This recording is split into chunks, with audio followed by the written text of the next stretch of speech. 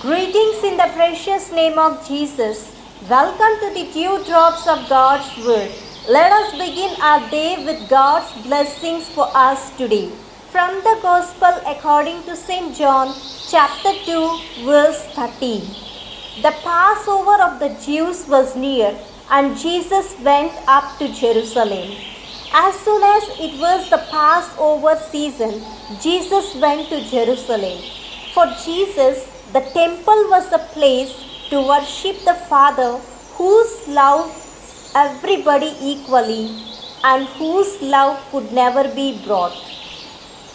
We see here Jesus beautifully observing a wonderful practice taught by his parents. In the Gospel according to Luke, we read how Joseph and Mary took their son Jesus to Jerusalem for the festival of Passover.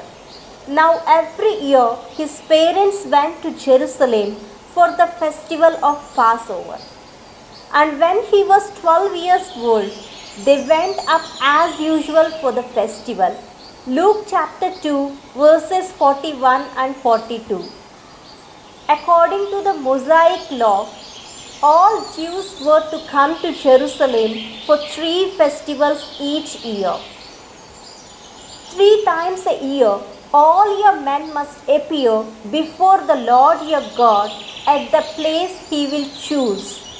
At the feast of unleavened bread, at the feast of weeks, and the feast of tabernacles. The book of Deuteronomy, chapter 16, verse 16. The book of Exodus, chapter 23, verses 14 to 17, also describes the same in detail. Being devout Jews, Mary and Joseph followed the law and taught the same to their son Jesus. Now Jesus himself goes to the temple in Jerusalem as he was taught by his parents. We were also taught many things in our childhood by our parents to observe in our lives. Do we put them into practice or abandon them as we grow up? We are taught these practices for the love of God, and as long as God's love resides in our hearts, we will be pulled towards God and will observe these practices. But when that love of God vanishes from our hearts, these practices do not taste sweet anymore and we give them up. That is why sometimes we enter into negotiations with God. We begin to tell God, if you do this for me, I will offer you this. Or if you help me get a job, I will attend Sunday Mass regularly. And so on and so forth. We easily turn our relationship with God into a type of business.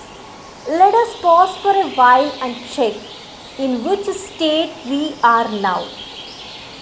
When I spend time in prayer, do I seek God or do I seek what He can give me? Am I in His presence for who He is or for what I want from Him? Let us say a small prayer.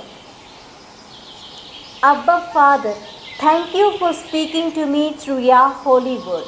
My sweet Jesus, teach me to love you with an attitude of gratitude for all your blessings.